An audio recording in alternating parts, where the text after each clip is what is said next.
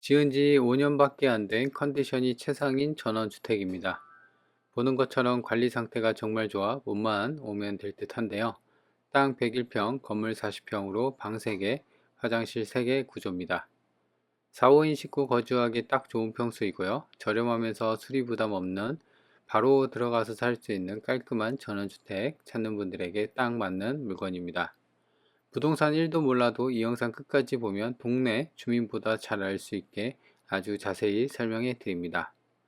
구독해 놓으면 가장 먼저 정보 받아볼 수가 있고요.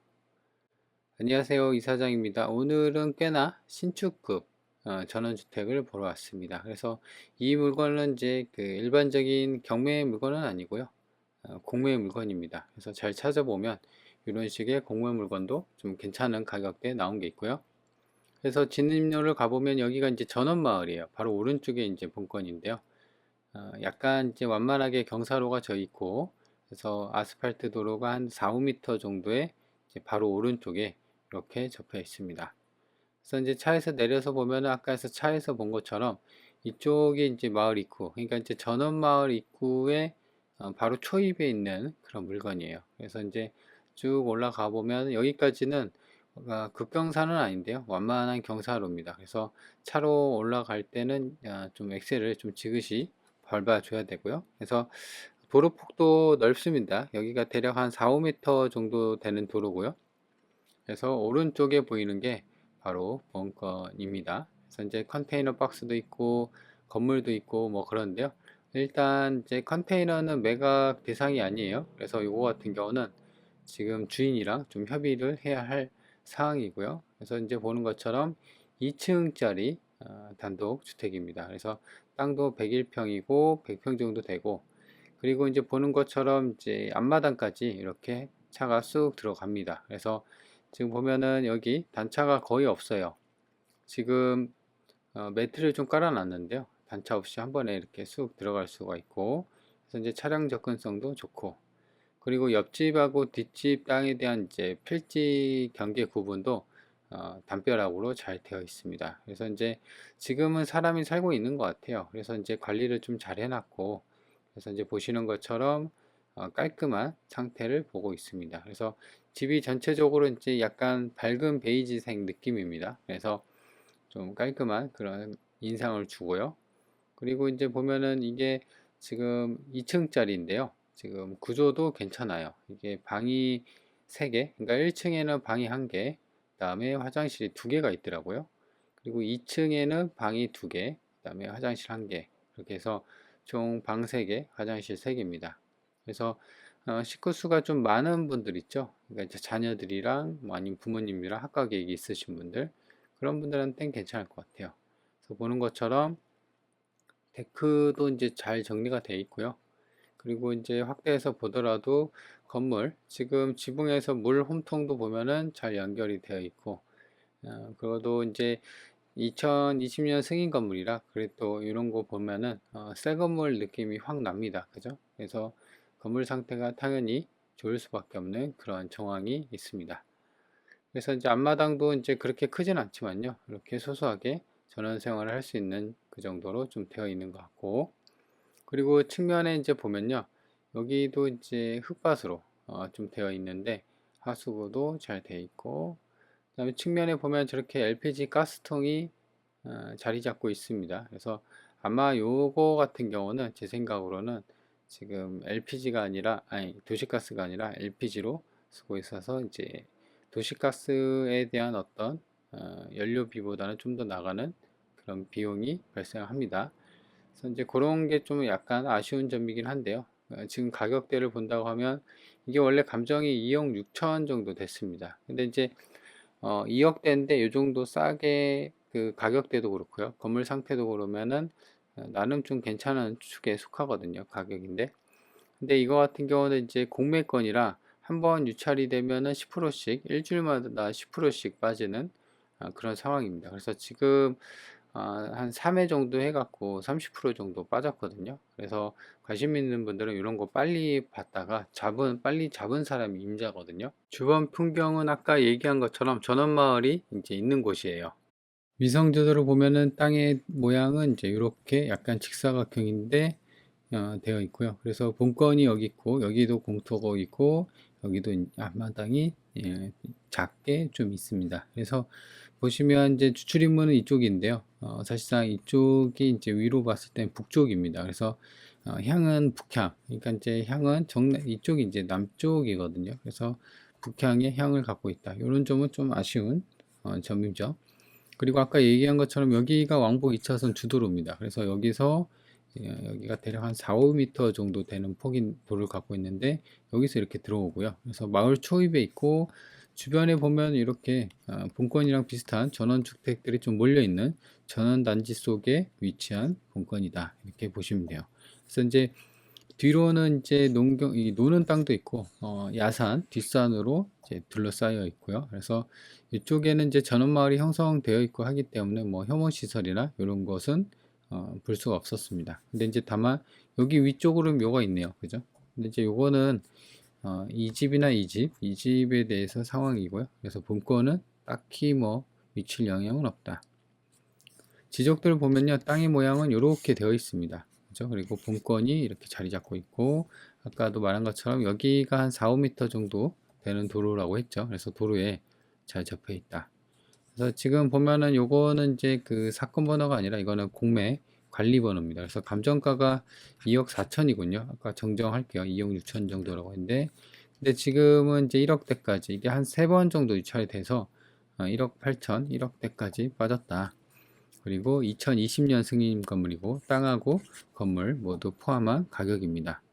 그래서 이제 요거 같은 경우는 지금 기일이 좀 중요한데요.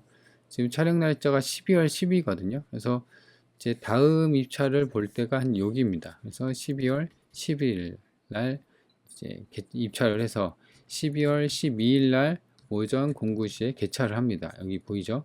그래서 이때도 낙찰이 안 되면 또 유찰해서 회차가 거듭되면 거의 8차까지 가면은 1억 4천. 그러니까 이제 1억 초반까지도 금세 갑니다. 그죠? 그래서 지금 이 가격인데 한번 유찰될 때마다 10%씩 빠지니까 거의 한 1,200, 300만 원까지도 빠져주니까 원하는 가격대 오면은 잽싸게 잡는 사람이 인정입니다. 그래서 아까 얘기한 것처럼 이 공매 관리 번호 기억해 놓으셨다가 관심 있는 분들은 좀 챙겨 보시는 게 좋을 것 같아요. 그래서 이제 지금 보면은 매각 대상을 보면요. 땅은 대지고요. 지목이 생산관리 지역에 있습니다. 그래서 땅이 한 100평 정도 되고 그리 큰 평수는 아닙니다. 그래서 땅값만 한 7천만 원 잡혔고요. 건물은 1층하고 2층 되어 있고 나머지 1억 7천 정도. 그래서 총 감정이 2억 4천 정도 됐다. 그리고 아까 그 컨테이너가 있었죠. 그 컨테이너 매각 대상 제외입니다. 그죠? 지금 보시면 여기 위성지도에는 컨테이너가 없어서 여기 마당을 좀 크게 널찍하게 쓸 수가 있거든요. 근데 지금 제가 현장에 갔을 땐 컨테이너가 있었다. 그래서 요거는 매각 대상 제외다. 그래서 보시면 지금 여기가 1층이에요. 1층. 그래서 여기가 이제 그 주출입문, 이쪽이죠. 이쪽이 주출입문 현관이고 여기가 도로가 있는 거예요. 그래서 이렇게 그래서 데크가 있고 해서 보시면 방이 1층에는 하나, 그 다음에 욕실이 하나 있습니다. 욕실이 하나죠. 그렇죠? 그래서 방 하나, 그 다음에 화장실 하나. 근데 2층인데요. 2층 같은 경우는 방 하나, 방 두 개, 욕실이 하나, 두 개 있습니다. 그래서 방 두 개, 욕실 두 개. 그래서 총 정리하면 방 3개, 화장실 3개다. 그래서 요 정도면 화장실이 좀 많기 때문에 4, 5인 식구 거주하기에는 딱 좋습니다. 임차인 현황을 보면은 지금 보시면 전입만 이제 여기 세대주가 2025년 6월 16일 날 전입이 되어 있습니다. 그죠? 근데 이제 요거 같은 경우는 본건은 이제 아까도 얘기한 것처럼 공매고 이게 이제 무궁화 신탁에서 이제 그 매각을 진행하는 거거든요. 근데 요거 같은 경우는 이제 정보가 여기밖에 없어요. 그래서 공매 같은 경우는 이제 경매나 이런 거는 매각 물건 명세서에서 최선순위 요게 이제 말소 기준 권리거잖아요. 그래서 요거 기준이면 선순위면 인수, 후순위면 말소인데 요게 없어요. 그러면 이게 어떻게 하냐? 이것도 쉬워요.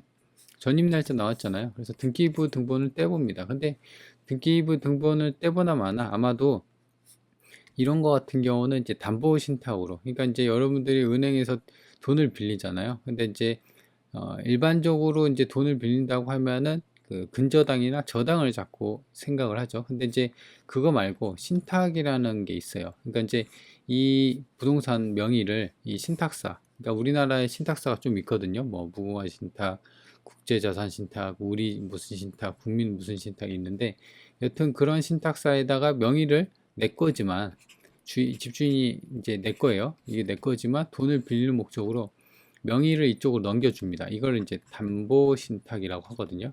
그래서 이제 담보신탁이 형태로 취해졌다가 이자를 잘 내요. 근데 이자를 안 내잖아요. 그럼 바로 경매 칩니다. 그죠? 그래서 뭐 은행에서 돈 빌리나 신탁사에서 돈 빌리나 큰 차이는 없지만 신탁사가 이율이 좀 더 높을 거예요. 그리고 좀 수수료나 이런 게 좀 높긴 하거든요. 근데 신탁사를 왜 이용하냐?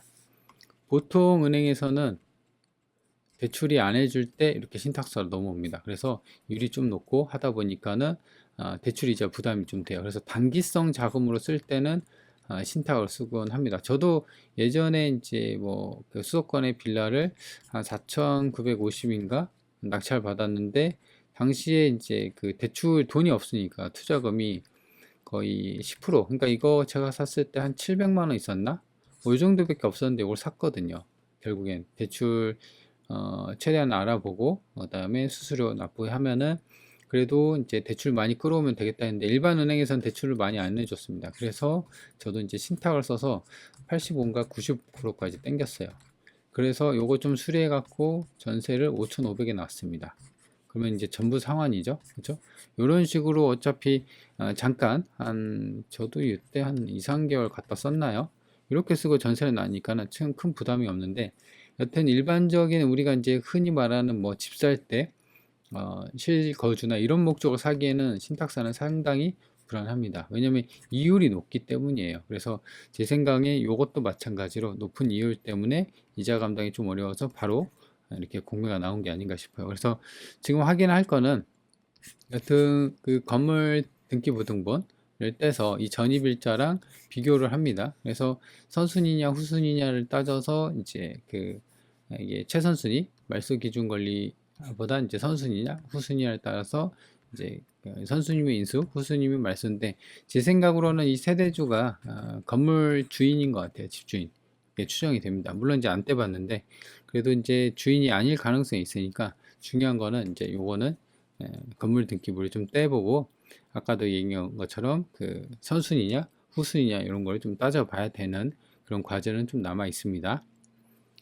그리고 이제 낮은 가격선의 인근에 나와 있는 매물을 보면요, 지금 보시면 뭐 서울 수도권에서 1시간 거리, 여기도 땅이 한 150평 정도. 근데 1억대 매물은 요거 하나예요. 그 다음부터는 2억 7천, 2억 7천, 2억 9천 이렇게 시작합니다. 그죠? 그래서 지금 가격대도 그렇게 나쁘진 않지만 요 1억 5천대 매물이 좀 나와 있다.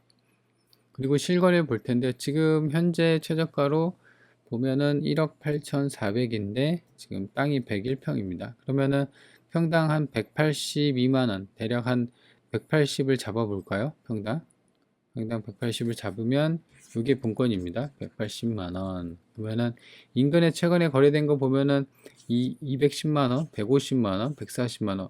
그러니까 드물게 이제 2억 200만원대도 있는데요. 거의 100만원 초중반에 거래된 게 좀 많습니다. 그죠? 이런 식으로. 이렇게. 그래서 제 생각으로는 이 180만 원은 이제 사실상 조금 메리트가 없고, 그래도 좀 떨어져야지. 그러니까 얼마나 떨어져야 될지 모르겠지만 이 기회를 보면은 그래도 1억 초반까지는 좀 가야지 좀 메리트가 있어서 사람들이 입찰을 하지 않을까. 싸면 싸져야지, 그죠? 인근의 실거래 보면. 그래서 지금 요 기회를 좀 챙겨 보시는 게 중요할 것 같고, 그리고 공매 건물 매각 특성상 이렇게 가다가요 1억 6천까지 가다가 다시 일로 이렇게 가는 경우가 있습니다.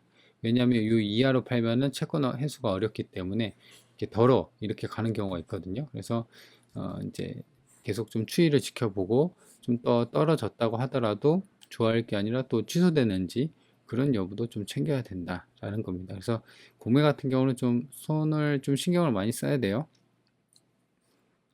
본건이 여기 있고요. 버스 정류장 여기 주도로라고 했죠. 마을 초입이 이렇게 들어오는데 한 200m 정도 되고요. 그래서 버스 정류장으로는 도보로 한 4분 정도가 걸립니다. 그리고 여기 본건이 여기 있고 여기 면내까지도 한 9km 정도 되고요. 그래서 차로 12분이면 갑니다. 그래서 10분대 면내 생활권에 접해 있고, 그리고 지금 본건이 있고 여기 남한강 있죠. 남한강이 이렇게 흘러가고 있습니다. 그래서 이제 나중에 산책하거나 뭐 동네에 마실 나가기에는 괜찮은 위치고요. 본건이 여기 있고 여기 충주시청 시내까지도 차로 한 19분, 그리고 10km 정도, 그리 멀지 않는 곳에 그 시청하고, 지금 보시면 기차역도 이렇게 있고요. 그 다음에 병원도 있고 버스터미널, 이렇게 시내권에서 인프라가 잘 잡혀 있다. 그래서 여기 본건이 여기 있고요. 여기 반경이 30km 구간인데요. 위로는 이제 제천하고 여주, 그 다음에 충주 본건이 속해 있는, 그 다음 음성, 아래쪽은 괴산, 증평, 월악산이 이렇게 있고, 그래서 지금 보면은 이제 이쪽 충주나 이제 제천 쪽에서 접근성이 괜찮은 위치에 있다, 이렇게 보시면 됩니다. 그래서 이 물건을 정리를 해보면요, 첫 번째 공매 물건입니다. 그래서 특성상 매각이 좀 빨리 유찰이 되고 해서 이제 관심 있는 분들, 먼저 잡는 사람이 임자를 하고 있죠. 그래서 이제 그런 부분을 챙겨야 할 거고, 두 번째, 인근에 실거래된 걸 보면 지금 가격대는 좀 메리트가 살짝 떨어져서 제 생각에는 1억 초반, 초중반 가야지 좀 가격적인 메리트가 생기지 않을까라는 생각입니다. 그래서 그때 동안 좀 지켜봐야 되고요. 그리고 세 번째는 컨테이너가 매각 제외입니다. 그죠? 그래서 요거는 이제 여기 컨테이너 주인, 집주인이겠죠? 협의를 좀 봐야 되고요.